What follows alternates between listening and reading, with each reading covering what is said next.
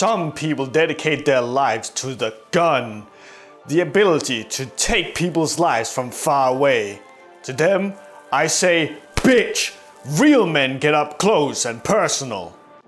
Some people dedicate their lives to studying the blade, to understanding its reach and sharpness so that they may easily dispatch their foes in mere seconds.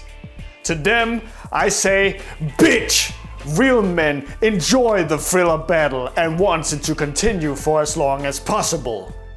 Some people use computers to talk online and threaten other people, especially online reviewers who review webcomics, to deter them from talking shit about their favorite piece of fiction. To them, I say, bitch, real men act. Talk is cheap, talking online is free as fuck.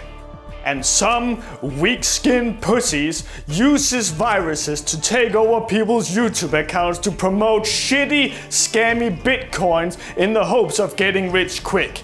To them, I say, bitch, a man makes his own destiny and worth with his own two hands. As time has passed, men have invented tools and reinvented tools to better dispatch their foes. Guns, swords, words and computers, all made by bitches. A real man only needs one tool, the one that was given to him by birth, his fists. Can a gun suplex? Nay. Can a sword suplex? No. Can words suplex? Absolutely not!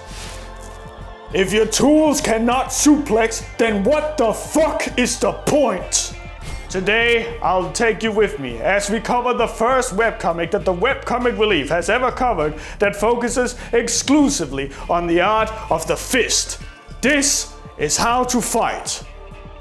Or, like viral hit as it's called here in the West.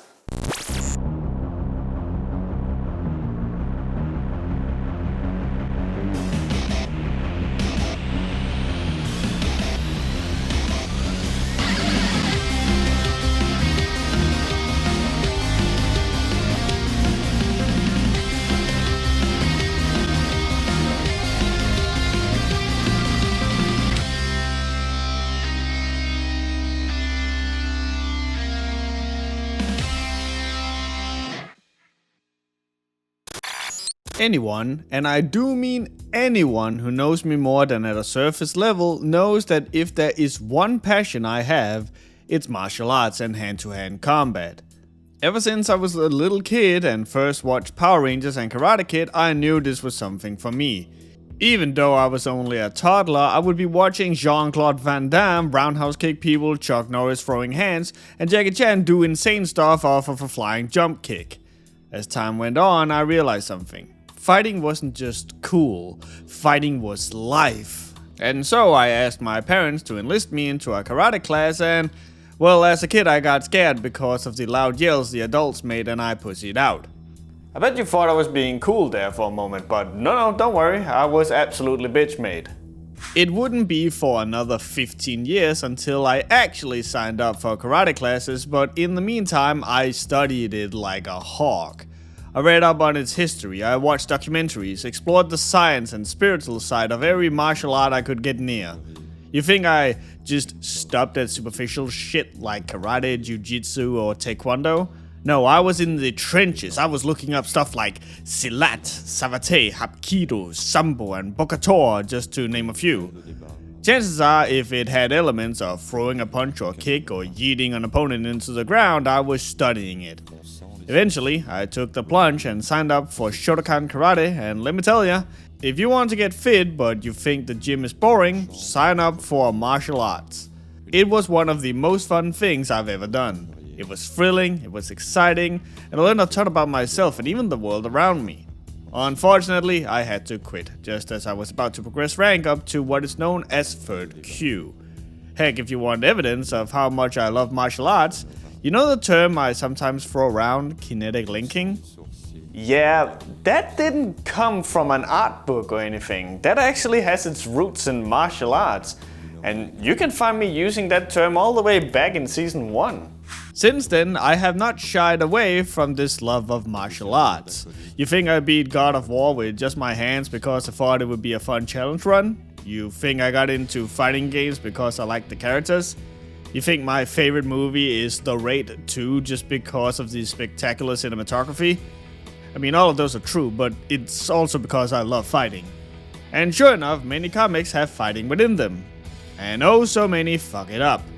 Comics like Dragon Ball are fun, but you don't go there for proper martial arts. Goku's ready stance is some of the dumbest fucking shit I've ever seen, for example. I mean, look at this shit. But again, you don't read it for the martial arts. Same goes with Bleach or Naruto or One Piece or any other of the many comics that feature some sort of hand-to-hand combat. Sometimes you will get golden amazing comics like Hajime no Ippo, Shamo, Kengan Ashura, or even Holy Land that explore more of the different ins and outs of martial arts, so there absolutely are comics for fighting fanatics like me. But what about webcomics? Typically, when watching fights in webcomics, they suck. The amount of times you see people running at someone arm chambered back to throw a clean straight is embarrassing. I've even seen people palming their thumb underneath their fingers when making a fist. It's atrocious. If that complaint doesn't make a whole lot of sense to you, it's because to make a proper fist for fighting, you close all your fingers and then you place your thumb on top. If you put your thumb inside, just try and do that and then hit the palm of your hand and you can feel that it hurts. So imagine if you're really just hitting someone with it. You will break your thumb, I swear.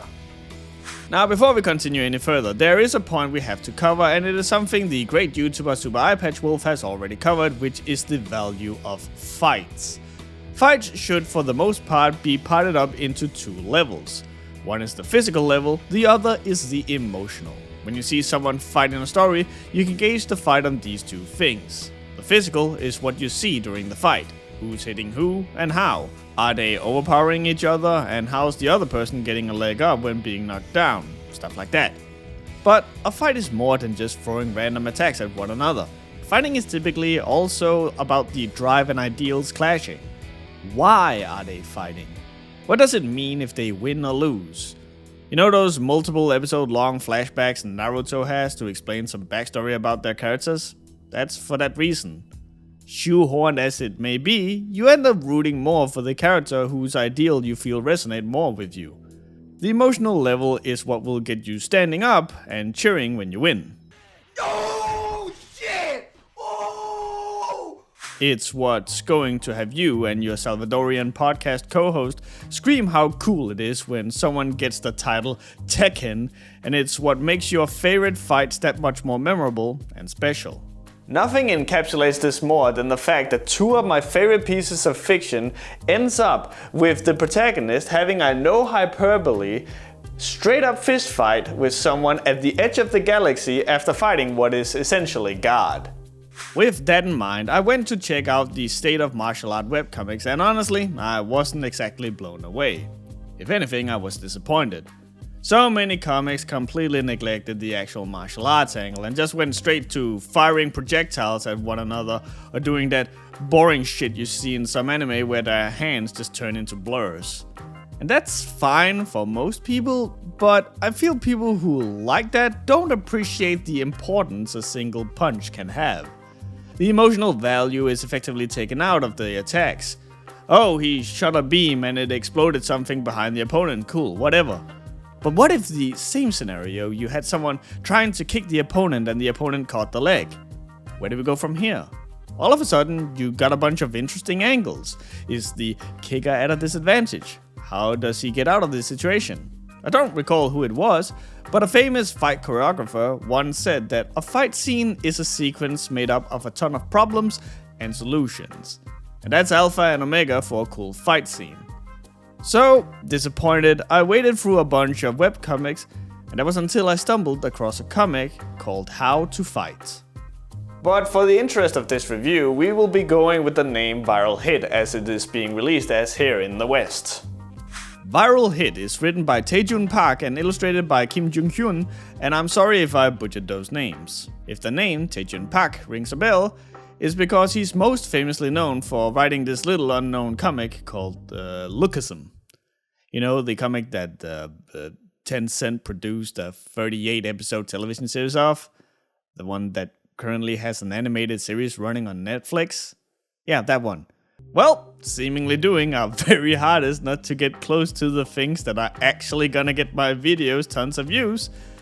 We will instead be checking out this other comic viral hit that had its debut in November 2019 and is being published here over, you guessed it, Webtoon.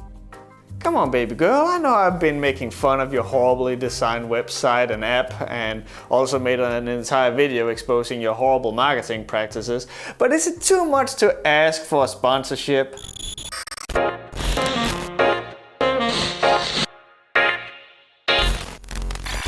Much in a similar vein as Lookism, the comic follows a bullied high schooler who finally decides to do something about it. But unlike in Lookism, where the protagonist moves to Seoul and gets magical powers, here the protagonist does something much more real. He learns how to stand up for himself and fight. Now, that's all well and good, but what makes it differentiate itself from all of the other comics that just deals with a bully victim putting his hands on a bully? Well, they put it on YouTube. You see, what makes this comic different in a very unique way is that it also focuses on the character Yu Hobin, as he slowly but surely becomes a YouTube sensation, and his entire angle is that he finds bad people online, exposes them, and then beats the piss out of them. And I will say, even as a massive martial arts fan, I freaking adore the YouTube angle. Cause it's so real, I guess is the best way to put it. All the bells and whistles are there to the point where you can tell they went and researched YouTube from the creator standpoint when making this. There are so many hyper-specific things with the comic that just screams internet culture. When someone gets cancelled, it's the exact same thing that you will see certain channels do, where they go through old tweets or Instagram posts to find them using no-no words from ages ago. Or when Yo Hobin's channel gets demonetized, they start taking super chats to get their money through that.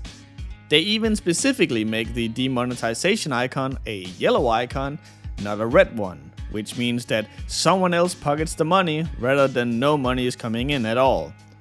Heck, they even understand that YouTube are a bunch of dumb idiots who don't enforce their own rules and regulations properly.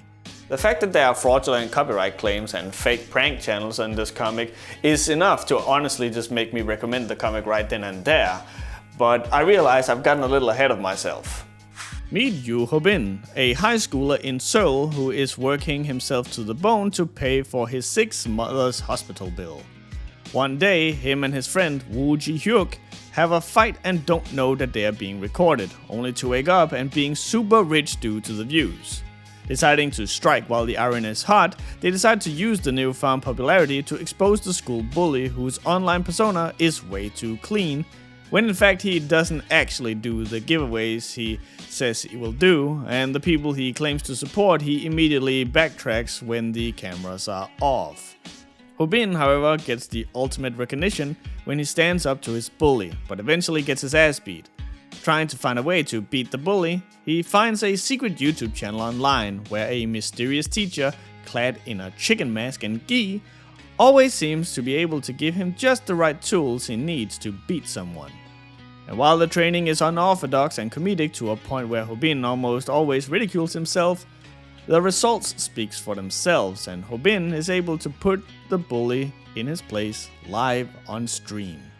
Now, we will be dunking on some things this comic does objectively wrong, but as far as this opening go, this might just be one of the strongest openings of a comic I've covered in a long time. But why? The comic does a fantastic job in setting up every little thing you need for this comic to work right off the bat.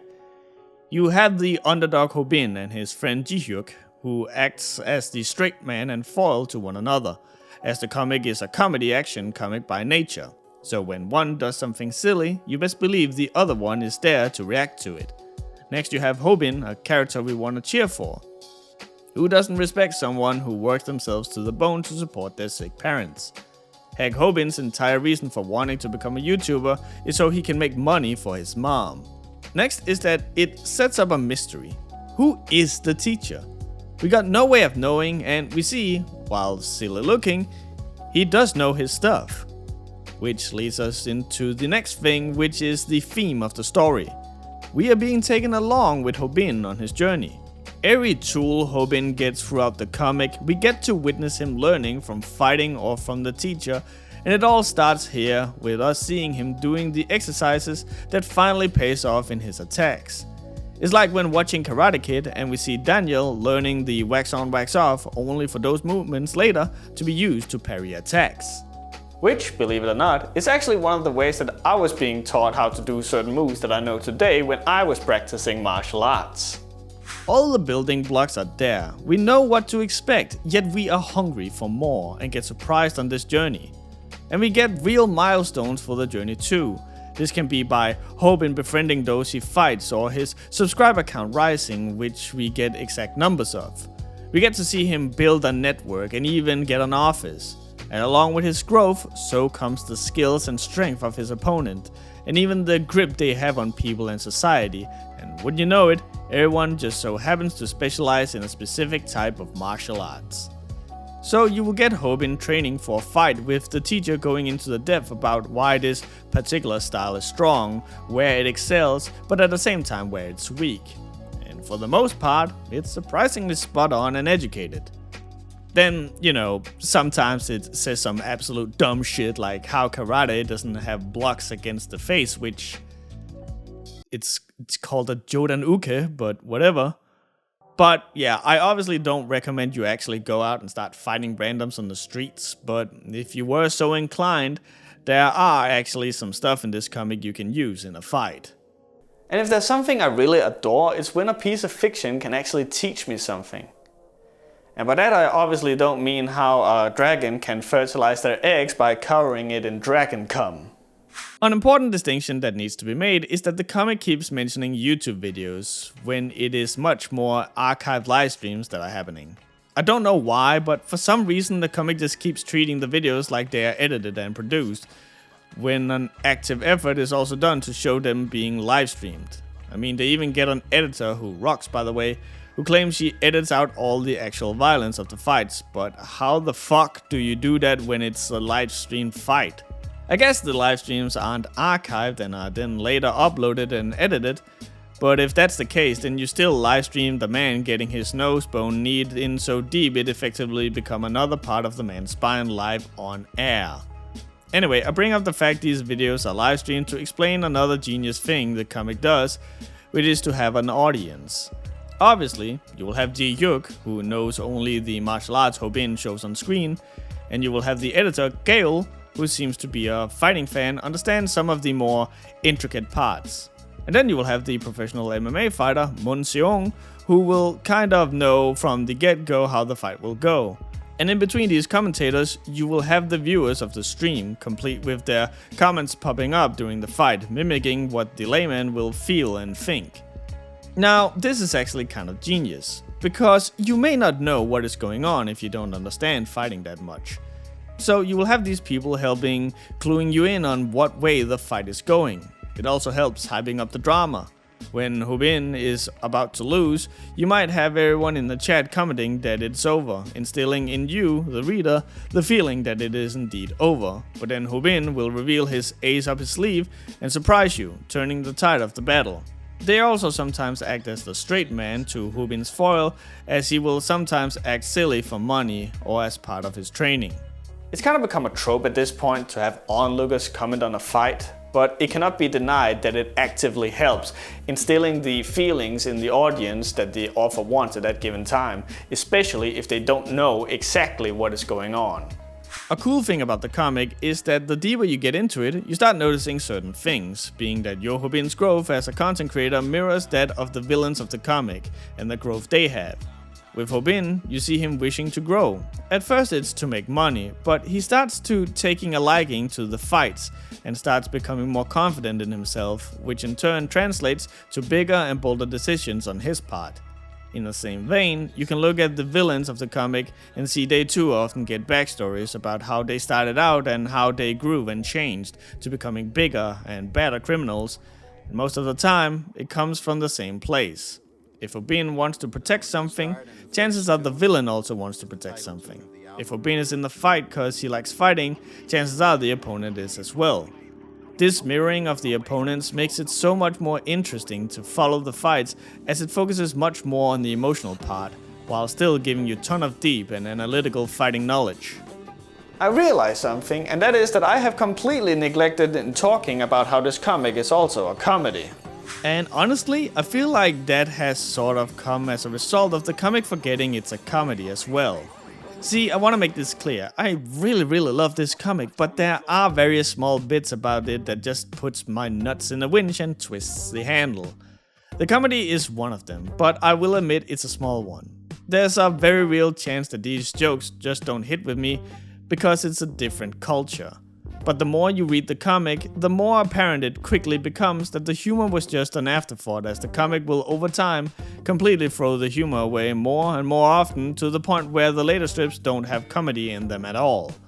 And you know, I don't mind that it starts focusing more on the serious stuff when I didn't initially find the humor that funny, and because I felt it clashed against the tone of the comic. But it's still kind of a weird feeling that it just slowly gets thrown to the dogs. In fact, the tone in general just seems to shift the further on you go.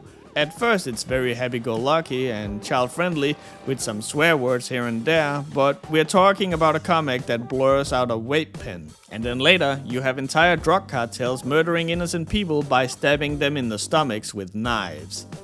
It's not as massive a jump as it was with something like Made in Abyss. If anything, I would point at this comic as an example on how to do this sort of escalation properly, but it's still just weird how much the comic changes over time. The next one I'm a little worried to talk about, because it is a legit criticism about the comic, and if there's one thing we have learned, it is that webtoon fans cannot take criticism about the works that they like. So I want to preface this by saying I actively really like this comic and I warmly recommend it. Don't be a bitch, take the criticism. Okay? Are we good? Alright. If there is one thing that is just straight up annoying with the comic, it is that it has a fucking time machine. And by that I don't mean that the plot actually involves a time machine, don't worry, but I mean it does this annoying thing where it will change what happened in the past. For example, when Hobin and Ji Hyuk first fight, Hobin wakes up to having made a ton of money, and he goes on to state that every single view equals a 1. And he then goes on to spend a ton of money. But then later, Ji Hyuk mentions how they didn't get their account approved, so they couldn't add ads earlier, and they even mentioned this is their first payday. Where did the initial money then come from? The dude paid in cash. And small little alterations like that happens all the time. One of the most infuriating ones is that you will have people have a conversation, then they'll finish that conversation and move on with the plot. But then you'll get a flashback to the same conversation, and now suddenly they managed to talk about something that happened to be important to the plot that they didn't bring up when you initially saw the conversation happen. It would have been fine if we didn't see the entirety of the conversation, but oftentimes we'll see both the beginning and the end, so these additions could literally never have happened. Heck, sometimes you see in flashbacks that the people they were talking to responded with something completely different. I get that it can sometimes be to end an episode on a hook to kind of keep people invested, but it does this all the time and it very quickly becomes annoying. Imagine if I could do that. Just going, whoops. What I meant when I said that two kinds of art gets an 8 is that it is actually opposite day, so it's not an 8, it's something else. With that being said, the story of Viral Hit is a pleasure to follow, with relatable characters in modern day Korea dealing with issues like most teens do. Although in webtoons that seems to mostly be to pay for their family's medical bills and not appear as a loser, which... Okay, this is an incredibly minor thing, but I just couldn't help but chuckle at one point where someone tries to impersonate Hobin as a super loser nerd, and it's revealed he's actually jacked and has a back tattoo. And when Hobin manages to unmask the impersonator, he does so by revealing the guy's back tattoo as if going, see? He cannot be a loser nerd, cause he has a back tattoo. Like, I have a back tattoo pretty much like similar to this guy. And I'm the biggest loser nerd that I know. But yeah, I really enjoy this comic. It has a nice ebb and flow between the different elements it juggles. We get the cool fights, we get the comedic back and forths when dealing with the YouTube angle, and we get to see the crew we know and love grow and come together in unique ways. There's a perfect sense of escalation, but it never really feels like it loses its groundedness. I fully believe throughout this comic that I was watching teenagers picking fights above their weight classes and finding themselves in unique situations that only comes with the journey of being a YouTuber and a fighter, and balancing all of those things with romance and trying to make sure Hubin's mom doesn't find out. Fuck. Time to make those fans really angry again. Okay, so again, let me preface this. Don't be a little poo baby. I like the comic. Take some criticism. Don't be a bitch, okay? We're good. But all of those things that I really liked really felt like they came to a crescendo at the end of season 1 of this comic. Everything just kind of came together to this perfect moment where all of it just felt like it was being made for this one moment. And then season 2 happened and everything just started shitting the bed and going downhill. The comic doesn't actually state that there is a season 2, it actually just continues after a point that would be a perfect ending point.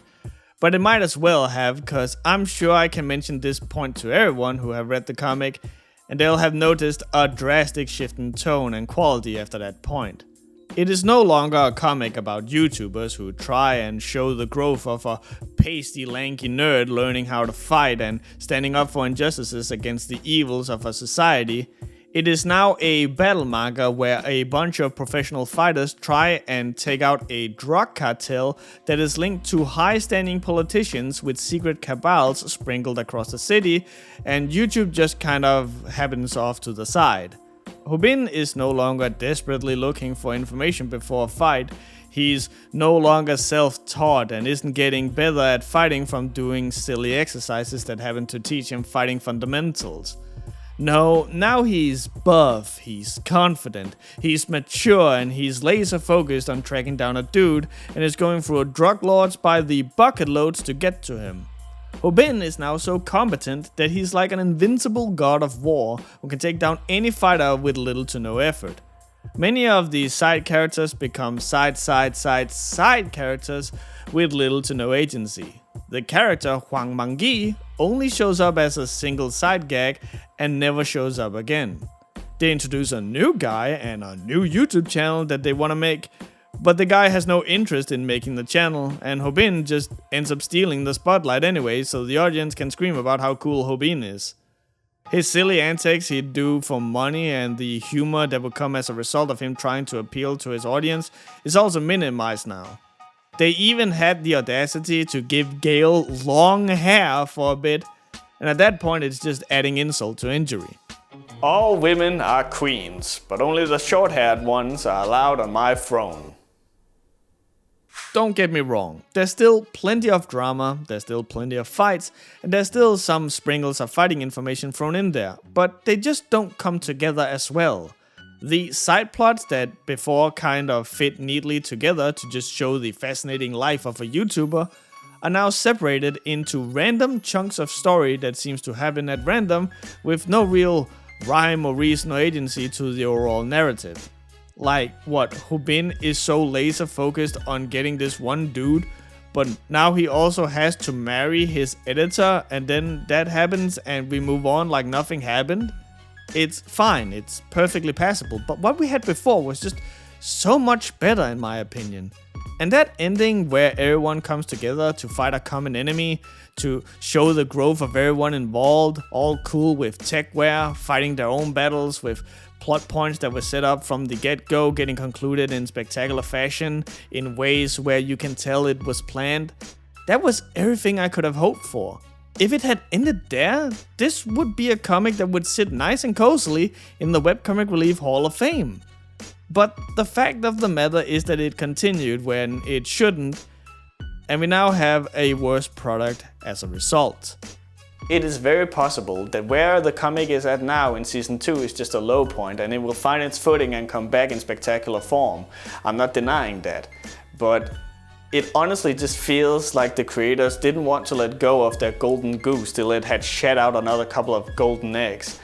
And that's honestly sad. Finish it when it's done. Finish it when it's perfect. Don't just keep making shit. Eventually that golden goose is going to die, and what you're gonna get from it when you squeeze it is not a golden egg, but a nugget of shit. Season 2 moves so far off the rails that it honestly feels like a completely different comic. Gone are the street fights, gone are the relatability, gone are the youth. Hobin gets to infiltrate a fucking school that hires strong people to train them to essentially be the strong goons you'll see Rama beat the fuck out in the raid, and the school is apparently hiring hundreds of these youths to train them and run them through the grinder until there's only a few strong people left. The rest dies. Where the fuck did this come from? Why has this massive thing not been mentioned before? How have so many kids died in this one place without anyone catching wind of it? Fuck, they even recruit people overseas. It honestly feels like Taejun Park wanted to escalate from where the comic was before, but went too far. This whole school arc is very interesting, but for a different comic. Here it just doesn't fit. It's too outlandish to the point where it gets silly. Obviously, I can't tell you how well this new quote-unquote season has been doing, but it feels like an objectively bad step backwards from what people had come to learn and love about the writing of the first part. We don't see the underdog growing, we don't learn with our protagonist, we don't see our fun and charismatic characters bounce off of one another, we don't see the growth of them as well as their channel. All we get now is silly dumb action with no emotional backing. It's empty, it's convoluted, it's boring, and it's so much worse when you have something so fantastic in the very same comic to compare it to. Is it the worst thing in the world? Absolutely not. But it's akin to being at a restaurant and eating a really nice steak, and it's just, perfectly seasoned, it's tender, it's everything that we like, right? And then all of a sudden they take the steak away from you and instead give you some perfectly fine bread. The bread is fine, I can eat the bread, but I would rather have the steak that you just took away from me.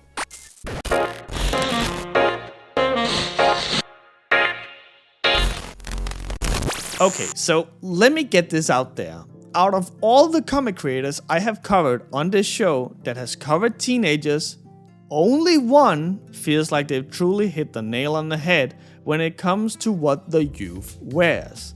And that is the always lovely Emily Ree with her Anarchy Dreamers. I swear, if I see another fucking young character wear a plain single colored t-shirt and some brown ass pants, I'm gonna flip my entire shit. My guy, go outside, touch grass, look at people. This is not what people wear. I swear, the people who make these characters, their favorite spice is flour. Salt is too spicy for their food. They only drink water. Their desktop wallpaper is the standard one that comes with their computer. It's so fucking boring. Now, obviously, fair disclaimer, if you are in a fantasy setting or medieval or whatever, that's fine. But for people who put young people in modern day setting and their clothes are the bare minimum, I'm sorry, but you have officially lost me. Like, remember how in Yosh, how these anime fans are walking around not sporting a single fucking printed t-shirt or any sort of accessories? Like, my guy, these are anime nerds. I've never seen people willing to brandish the thing they love as much on their clothes since the last time I saw a metalhead. When you are young, it's all about stylizing yourself, expressing yourself. Even if you are a quiet loner in a Nightwish t-shirt, it's still a t-shirt with fucking Nightwish on it, cause you probably like fucking Nightwish. Is it hard to draw detailed clothes? Yes, but it doesn't have to be. You can get brushes that do that shit these days. And it cannot be overstated just how much value this adds to your characters. What clothes your character wears and how can really tell you so much about the character. So if all you want to do is dress up your character in a single colored t-shirt and some brown pants, I'm going to assume that either the character or you, the creator's favorite dish, is just unsalted rice and a rock. I love how the characters in Viral Hit dresses themselves. And like I just mentioned, they dress themselves in ways where I learn a lot about the characters. Hobin starts out wearing extremely plain clothes, but still with prints or text on them, so I buy that it's something a youth would wear. But he doesn't go overboard, both to highlight how plain he is, but also because he's saving up money, so for him, fashionable clothes are the furthest thing from his mind. In contrast, you got Jae-hyuk, who often will be seen wearing multiple articles of clothing, typically cool and fashionable with big prints on them, because he likes to be seen. When we see Bomi, the first time in public out of her work clothes, she's wearing a zipped up cardigan and short shorts and sneakers to show how down to earth and relaxed she is. But we also see her wearing fashionable skirts and tops, showing that she does care about her looks. She also just takes the time to relax every now and again. All of this can be discerned from how they dress, and I fully buy from minute one that I'm dealing with real teenagers in real South Korea dealing with real things. Even as the comic gets more insane and out there, the characters are still feeling grounded, and a lot of that is aided by what they wear. Is it hard? Yes. Does it take extra time? Probably. But just look at how much it fucking adds! There's also this kind of funny thing, and maybe it's just me who thinks this is fun, but obviously they can't wear real branded clothes. Like, you can't have them wear actual Gucci, so instead they are wearing, I don't know, Gucci. They can't use an Apple iPhone, so instead they use a Pear iPhone. Stuff like that. It's evident that these are real clothes, but the brand name and logo are made different to get around any potential copyright issues. And it's just kind of fun to watch. And it doesn't take a whole lot. Like this picture here. Sure, it might take time to recreate this totally not New York Yankees varsity jacket, but you know how often this jacket shows up? This one time. After this, you don't have to show it again. But the fact the comic shows it this one time, it helps make me believe these are real people. By making your characters also wear different clothes, you also make it easier to reference back to earlier times. Like here when Hobin is looking at his account, he's wearing the same yellow outfit as he was when he got his first paycheck. We know that is why he's excited.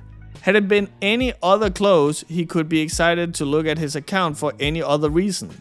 The clothes even fit various different color schemes.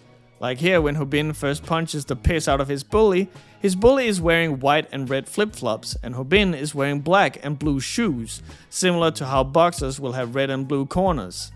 Or how about my favorite character, Gale, who wears primarily yellow colors that fits with her name being Autumn, but also results in her oftentimes being depicted or referred to as a chicken. Which sets the precedence for one of the best reveals later in the comic. And even if the real clothes are too much to constantly draw in, especially when the characters are moving around doing roundhouse kicks and haymakers, again, just do what this comic does and have them take off their shirts. There are absolutely ways around implementing this thing and still making it manageable. And obviously, I am well aware that not everyone are into these big flamboyant clothes, and that is fair. I mean, I personally am, so much so that I get asked about mine constantly. Differentiate themselves from everyone else. Like the angry video game nerd always has his buttoned up shirt with the pens in the pocket, and then of course Nostalgia Critic has his hat and his tie and his coat. But with you, I mean, not only did you keep the cap, but you have like this cool different t-shirt every time. And I don't know like where you find these t-shirts or whatever, but I know that there's people in like every single episode it seems different. And I notice people are saying, "Oh my god, those are some kick-ass t-shirts. Where can I get those?" So I don't know what your style is, but what is sort of that style? But I totally get that that's not everyone's cup of tea, and it is not realistic that everyone are wearing clothes like that. But it's just a way for me to plead that you can tell so much about your characters with what you make them wear and how. So please think about that more than not at all when you design your characters.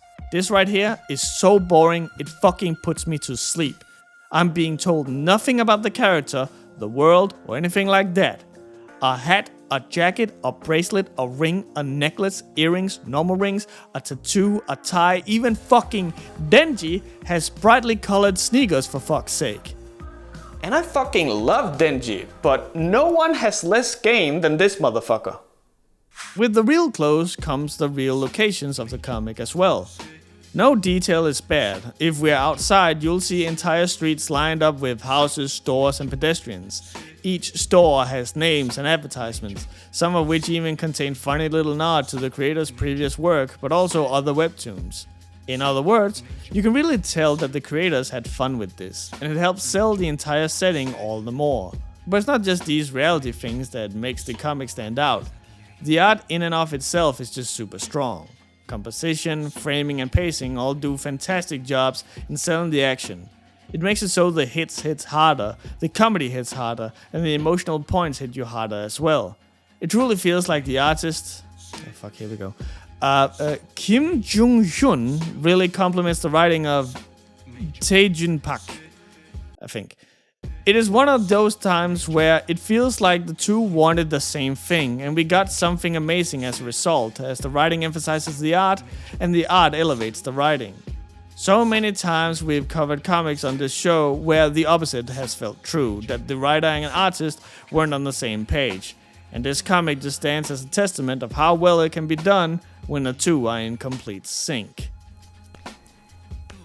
It is not without its share of slip-ups, however. Now, they're not the worst things in the world, but you can definitely tell at certain points that there was a deadline and they've been kind of rushing stuff out to reach said deadline. Stuff like here, where it's clear the big dude was supposed to be behind the small dude, but his arm didn't get masked properly, so it's kind of being held in front of the other guy. Even sort of funny things like this where... Actually, let's see if you can see the issue. Are you seeing it? Just gonna give it another few seconds. Yeah, unless this dude is in JoJo Part 3, he shouldn't have two right hands like these. Again, they are slip-ups and they don't really take you out of the reading experience of the comic, but I would kind of be a shitty reviewer if I didn't at least bring them up, you know? Ultimately, this is a comic that knows what it's doing. It really feels like the comic knows what it is doing when it comes to presentation. There's not really anywhere where it breaks new ground in terms of visual storytelling. I can only remember one point where the comic's format was used to visually present something for me in a unique way, but what we have is solid and makes it a joy to read the comic. I was never confused, I always knew what was going on, and characters were cool, detailed, and nuanced in ways that made me always know who I was looking at, how and why. But once again, Season 2 happens. Now, I don't know what happened, but for whatever reason, sometime between Season 1 and 2, the team decided to go on hiatus to punch out a bunch of more strips so they had more of a backlog going forward. At least, that's as far as I could understand it. And when they came back, it didn't really feel like anything had changed. But the further you go into Season 2, you start to see some cracks. Multiple shots are used over and over again, sometimes where they don't seem to belong, and entire standard poses of the characters are reused multiple times. And sometimes it's done in such a terrible way that you end up with stiff looking shit like this. Like this looks like some fucking Jackie Diaz shit. Like, my god, you can move your head. And yes, this image is also the same as the examples I showed earlier. How about this where the same shot is used of Hobin but just made smaller? And this new kid here doesn't even seem to have legs. And these appear again and again, and whereas before it didn't feel like the mistakes or quick solutions came in the way of the conveyance and thus the overall enjoyment of the comic, here it feels like I'm getting a worse product as a result. Them standing there looking the same way 3 times in the same chapter, where they seem too focused to look forward rather than giving the phone the immense important gravitas that it holds at that point in time, is frankly absurd. No one works harder than the writers and artists when it comes to webcomics, especially seeing they take the entire load of the production, distribution, and advertising of a comic on their shoulders, so I perfectly understand to sometimes chum out something quick and easy. But for big important moments like this, in such a lazy way... It reminds me of that one time where Rascals were using unedited Clip Studio assets as its background, remember that? The character Hangyeol especially just gets done absolutely dirty in Season 2. She starts taking on much more of an active role, but her face always looks off and wonky. Before, the comic did so much good shit with her, flip-flopping between showing her beautiful camera persona and the busted fragile character that she was underneath. Now she just always looks off. I can't tell what it is, but every time I see her face in season 2, she just looks kind of dead. There's also just less stuff done with the frames. So many times the comic just feels like it's opting to show a shot of the character's fronts rather than before where it would zoom in on lips, eyes, or just whatever was important. Like this shot of Hobin, who's just finished a conversation with someone on the phone. This was a rough call to have, and things are weighing heavily on his mind. Why are we seeing him from the front like nothing happened? Why not show it from above so he appears smaller, and we are kind of taking the angle as the weight he's now having on his shoulders. The comic was not afraid of doing crazy angles before, but now they're all just so boring. And all the cool clothes I mentioned before are also just gone after a certain point, and everyone gets the same looking jumper. All the soul is just gone. Seriously? What happened? To return to some positives, the comic manages to also show off martial arts in a way that it deserves. None of those dumb flips and dips, none of those over-the-top particle beams, but instead solid and functioning attacks. You got any idea how much I squeed the first time I saw the Taekwondo back kick? Like sure, you got Hot Romy and Hot Rumi and an adorable Gale. Heck, you even got a handsome Taehon Xiong, like fucking goddamn. And sure, the comic does a great job in showing this time and time again, but as hard as they are, nothing gets my heart fluttering as much as seeing this perfectly executed Jiu-Jitsu angle lock. Or this Hitman style that just exists and is never brought attention to other than the fact that it is said that the user is using a style called outboxing, which Hitman is a style within. Fuck, they even make a fucking dude with a rooster mask, a literal cockhead if you would, look cool and menacing. That's the levels we're talking about here. Oh, don't mind me. I'm just waiting for the applause for that cockhead joke. I'll be real, I've been workshopping that thing for the entire time that my channel was hacked, so, I mentioned it before, but there are some rather fun things the comic does when it comes to presenting various adult elements. It is most likely just me not understanding Korean laws and regulations, but I still kind of find it funny that we can't show Taehun holding a vape pen, but we can later show people taking drugs or stabbing the shit out of each other.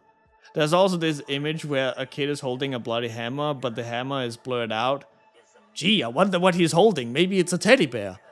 And then in the same chapter, you see a person hanging from a ceiling in front of 2 children. The comic will also very openly swear more than me. It will talk a lot about rape and even hit at it, and even have characters die on screen, and then at the same time be like, hey, funny kids at TwitchCon. It's not an issue, and is in fact one of the kudos I will give season 2 of the comic, because as I mentioned before, all the you stuff we've kind of come to know and love from season 1 is kind of gone. So this darker tone definitely feels like it belongs better in this new season. But that's just not what I fell in love with in the first one. Again, it would be really solid, but for a different comic.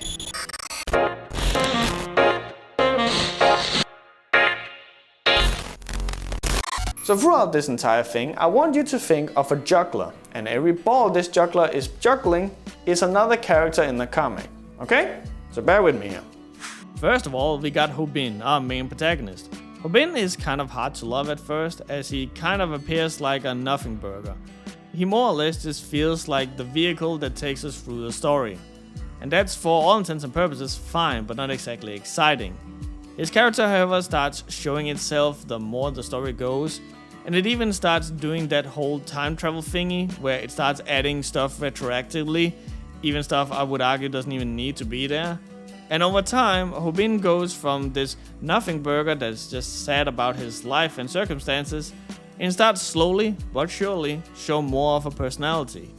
We get to familiarize ourselves with the fact that he doesn't really value honor and looks, because it's effectively been bullied out of him, and he's been forced to do a ton of low-paying jobs just to help his mother. What he values is money, because that's the thing that can help his mother, so he will gladly make himself look like an idiot, or even take beatings, if it's the name of money. And I kind of think I need to go behind the scenes a little bit before I continue. So, like I mentioned in passing before, I had actually looked a little at Lookism earlier, but didn't really find anything in it that I was super interested in. But for research purposes for this video, I decided to check out the Lookism cartoon, anime. You guys can have a fight over that in the comments if you want. On Netflix. And there was this thing I didn't like, which was our character was a fucking dick to his mom. And then he suddenly gets the power to change into this super handsome person. And now everything starts going his way. Oh wow, the comic is really just showing us that, hey, fuck fat people, skinny people are the way to go. But then I kept watching. And I started realizing stuff. The comic didn't want us to cheer on the protagonist chewing out his mom. It was just the protagonist being in a tough place, and he took that out on his mom, and he would then later go on to find out how bad he treated her, because he starts experiencing kindness from other than his mother. And it didn't celebrate being skinny, more than it shined a spotlight on how people can and will wrongfully judge people based on their physical appearance. And so after watching all of season 1 on Netflix, and I went to return to Viral Hit, I started looking at Bin differently. Because now I understood that Taejun Park actually wishes to dig a little deeper. And then I noticed that Bin starts out as this kind of annoying little shit that even his viewers kind of dislikes, when he will ridicule himself and growl and try his hardest to be cool for money and attention. But as the comic went on, that changed. Slowly, he would start doing cool stuff even when the camera wasn't on him. He'd start acting more natural around Bomi, not worrying about coming across as cool. And even later, he would even risk his wealth and life to protect his new friends. Bin was changing based on the world around him, just like the protagonist from Lookism, Park Hyung-suk. Or, as he's been translated to in the West, Daniel Park. What the fuck? Unfortunately, I can't really give this whole spiel about growth and deep writing to the other characters, and especially not Bin's sidekick Woo Ji-hyuk. And boy am I butchering these names, and I am goddamn sorry. Ji-hyuk is a kind of flat character who does show some growth at the early stages, but not really. Ji-hyuk is loud and scheming, but not in that scheming way you would see with like Light Yagami. The man's not playing 5D chess or anything, but he always seems to just think a little more ahead than most. Unfortunately, not a whole lot is done with this, and instead Ji-hyuk just becomes the camera guy to Bin, who screams about how cool or lame Bin is. He kind of falls in love with the editor Gale, but nothing is really done with this either. It could have added an interesting dynamic, seeing she's head over heels for Bin, but Bin has his eyes set on Bomi. But yeah, at some point the comic just becomes way too infatuated with Bin to let other people into the spotlight. Ji-hyuk is not a bad character. He's just kind of a universal constant. He doesn't change nor grow, but what he does is that he adds a lot of levity to the scenes that he's in.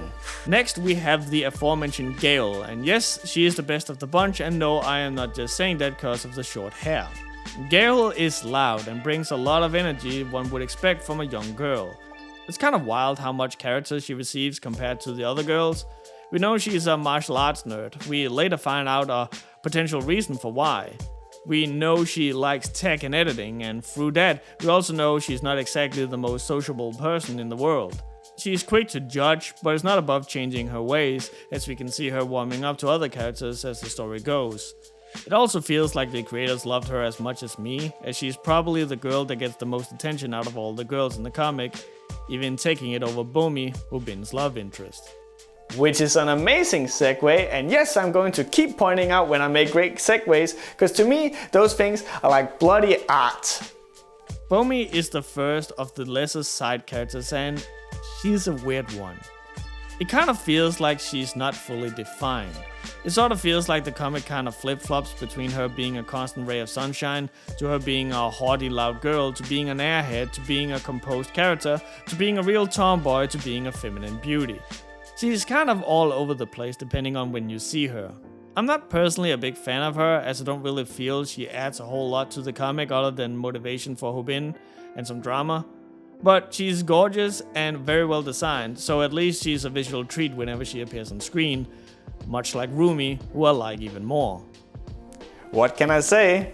I'm just getting so good at these segues that I don't even have to think about them anymore. They just come like straight from the hip. Yeo Rumi is a beauty YouTuber who at first feels like an airhead, but really starts coming into her own the more time she gets on screen. The comic really does a lot of good stuff with her, and especially uses her to kind of shine a nasty spotlight on the whole concept of being an influencer. Rumi always shines, smiles, is being all cute and flirty with the camera, but when the camera comes off and she gets to be alone, we see the vulnerable part of her. We find out she's from a poor family, we see she puts on this mask when she's sick just to punch out more videos, we see she's a cat with claws when people mess with the people she care about, but is also not afraid to stick up for the same people when she feels they're being mistreated. It was really through Rumi I started feeling that the creators had sat down and really studied social media and the people on the platforms. Speaking of platforms, next on the platform we got Xiong Tae-hun. Okay, so they can't all be winners, you know? Tae-hun is the first character that goes from villain to good guy in the comic, and you can really feel that they got some good feedback from the audience with this guy. It's hard to truly believe Tae-hun was ever going to be a mainstay in the comic to the degree he ended up as, especially when they go to such painstaking lengths just to give his threat of, "Hey, do you have 500 won?" a really deep meaning. But be that as it may, Tae-hun is a great addition to the crew. He's kind of above the whole YouTube thing and honestly finds it a little silly. He just wants to use it to promote Taekwondo, which is the only thing he really cares about. He's a no bullshit kind of guy who talks with his fists, or rather his legs, and because of that, is not entirely very good at showing his weaker side. Also, the creator really seemed to know their audience as they do a lot of stuff to make him appear sexier, and even introduce some borderline BL with him and Hobin. And if that butters your biscuit, then more the power to you. I'm just here for the roundhouse kicks, I gotta be real. And then we reach Mangi Huang, so easily forgotten despite of his sizable frame. Mangi Huang is not a deep character, but he does add a lot of fun to the comic. He's a former Syrian champion, which is like a Korean wrestling martial arts, and he's also balding. Those are kind of the only things he adds to the table. But with this, he kind of adds the same thing to the story as Yamcha from Dragon Ball does. He's this somewhat competent fighter who almost always gets his shit wrecked. He's a funny character with a good heart and adds a lot of levity to the comic, but is also there to fight alongside the crew when need be. The comic doesn't exactly make him deep and interesting as a character, but I would argue he doesn't need to be.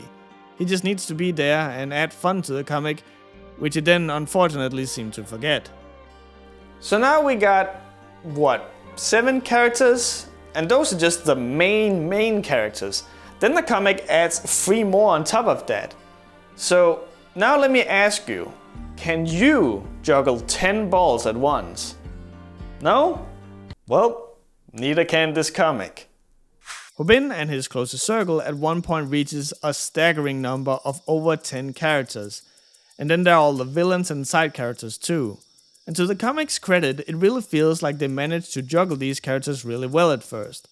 At first, it really feels like every character has something they add, some roles only they can fill, and the comic manages to perfectly give them all time to shine and highlight the places they excel. But even the most professional juggler can only juggle so many things before eventually having to either stop or to drop some of the things on the floor, and that's unfortunately the case here. Even before the now vilified Season 2, various characters just seem to get thrown to the wind. I've already mentioned how Mangi eventually gets forgotten. Bomi is only ever brought up when the comic needs a change of pace, and as much as I love Rumi, she feels like she was halfway through character development and then just stopped.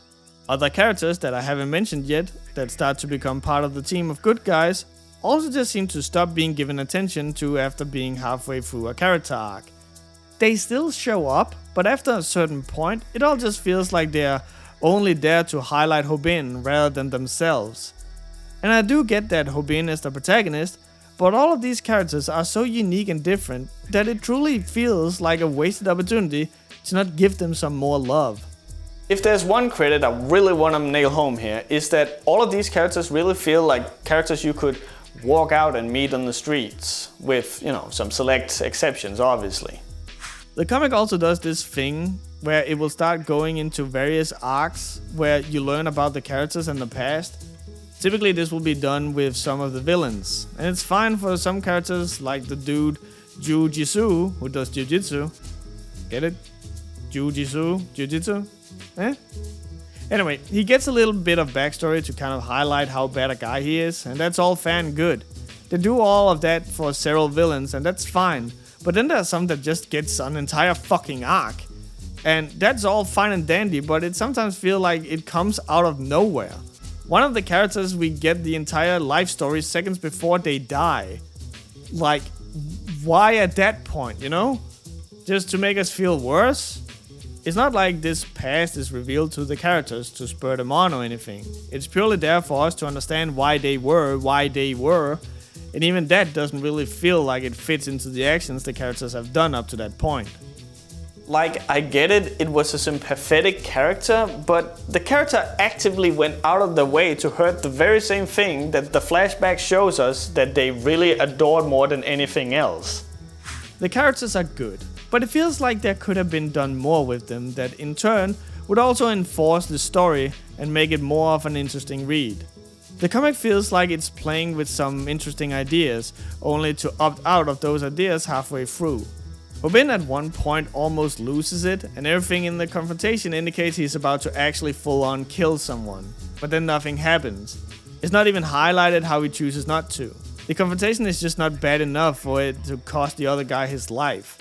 They try and give Tae-Hun this tragic backstory, but small little beats from it are supposed to define his entire personality now, which could have led to more and more interesting things instead of just giving his catchphrase some more oomph. But with that being said, they're still a joy to follow, and the way they oftentimes bounce off of one another, how we get to see them interact with one another without Robin necessarily being part of it, and how they grow closer and closer. It's honestly just a joy to see. And yes, you guessed it, this is another thing that the comic fucks up in Season 2. Like, what the fuck happened? What actually fucking happened?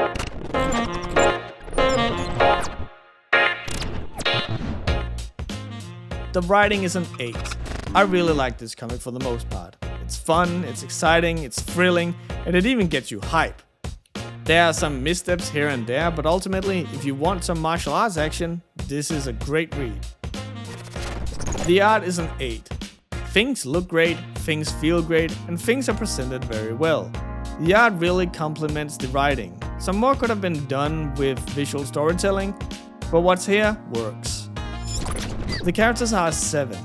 I really enjoy this cast. They are a fun, varied bunch that all add unique things to the comic. More could easily have been done and more care could have been taken with each character, but what's here works very well. Ultimately, the comic is an 8. I would suggest checking this comic out, even if you're not a massive fan of martial arts like me. It's just a really fun comic with a really creative premise with a nice cast of characters. Just know when to stop, so you can at least say it ended on a good note. Viral Hit is easily one of the best webtoons that I've had the joy of reading. And I really wish that more comics would take a page out of this comic's book and give martial arts the respect that it deserves, rather than just forgo it for the sake of big, flashy explosions. And if you disagree with that, then more the power to you, you're right to have that. But I implore you, go sign up for martial arts yourself sometime, and you too will learn and respect and love the way of the fist.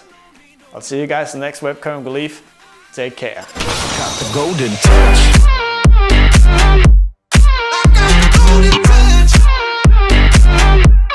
I got the golden touch.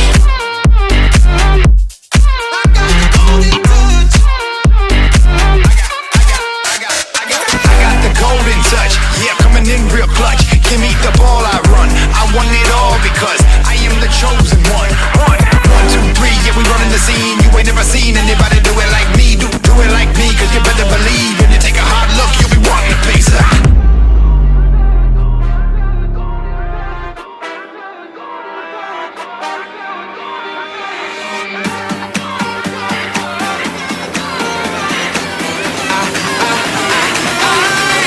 I got the golden touch. Hello! Thank you for watching this episode of the Webcomic Relief. Yeah, it's been a while, but that has been outside of my control because at the end of December, my channel got hacked, as I'm sure that a lot of you are aware of. What happened was that it got hacked, and basically my entire Google account got hacked, and it started promoting like a bunch of terrible Bitcoin stuff, and Elon Musk and what have you. And then as a result of that, the channel got taken down, and then they had to spend like over a month to check whether or not my channel was, back in order and stuff. And the instant I was told that it was back, I started working on this video for real. It was a little hard to, get going because like you don't know whether or not like you're actually making this for anything. Like the channel could just straight up not come back, and I would have put in all these hours of work. So yeah, now we're here. The channel is back. We've lost a fair amount of subscribers, so I hope that if you see this and you're not subscribed, that you would at least think about doing it, so that we can get back over those 10,000 subs that we had before the hacking. But yeah, other than that, there is not really anything big to talk about. So let's jump into the amazing people who helped sponsoring this episode. Amocin. If you have watched this show for long enough, you will have heard me butcher the name Amocin because it's actually pronounced Amocin. And Amocin is the one who has brought you the great adult webcomic Druids, taking place in the Warcraft universe. They have now finished that comic, discarded the Warcraft setting, thank God, and set sails towards a new comic called Skylords. Nicholas Knudson. Nicholas hasn't gotten back to me about what it is that he wants me to push, so for now, just know that he's a really cool dude. Rojaru. Rojaru doesn't have anything he wants me to push either, so just know that he's a cool guy. Sebastian Vandborg. Sebastian wants me to push the Twitter account called Curious Zelda, which has a rich plethora of cute and funny cat images. He doesn't own the account or anything, but he just likes cats, so if you do too, go check it out. Riiser. Riiser wants me to push Suqedor, who does a lot of cool art with a very unique style and with dirt cheap prices. So if you want to give someone some art or get some done yourself, why not check out Suqedor? A link will be in the description. Hitori the artist. Hitori wants me to push a friend of his Patreon they just started, in which they want to fund their webcomic that has for unfortunate reasons been halted in the middle of it all. You can read more about it on their Patreon, and it really seems like they really want to work on this comic. So if you want to help, go check it out. Hugo Junstrand. It's freaking time, my guy. My boy Hugo has finally announced his original series called Torch Drop. It's a fantasy story where animals steal body parts from other species. It's still being produced, but you can check out the trailer in the description and see the amazing stuff Hugo has in store for you. So go check it out. Marshall Starr. Marshall Starr, or DR as we call him, wants to push his webcomic called Marshall Starr. If you want some good old sci-fi mixed with western, presented with some banging art, then this is the comic for you. Why Not Warrior? Why Not wants me to push the webcomic known as Hope. The comic is about superheroes that gets into trouble and who has to save the universe from an evil empire only known as Spade. When the young girl Raylan gets targeted by this evil empire, she joins forces with her friends to take them down and save the galaxy. And of course, also a massive thank you to Afly, Nina Ha, Luke McKay, KH Vafiel, Satcha Sketchy, The Bonsai, Driga of Adrian, and Shiv. And also just a super huge thank you to all the lovely people that you see on screen right now. If you want to support the show, you can do so on Patreon. Here you can donate anything you want every month, and for something as little as $1 a month, you'll get access to the videos a day before everyone else. Just go to www.patreon.com/Riiser, and that's with 2 eyes. You can also go to TeePublic and get your hands on some webcomic relief merch, and the link is in the description. If you want to watch me on Twitch, you can do so at twitch.tv/CrownlessKing, again with 2 eyes. Here you'll sometimes see dumb stuff like this happen. That's just cute. What in the fuck? Hello? What are you? Jesus Christ!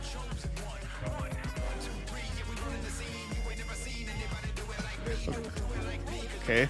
Well, this is menacing. I'm actually not like went and like checked on like what the fuck? No! What abomination to God is that? If you don't want to support the show financially, at least think about liking the video, subscribing to the channel, or sharing your favorite episode of the Webcomic Relief with your friends. I'll see you guys at the next Webcomic Relief. Take care. I got the golden touch.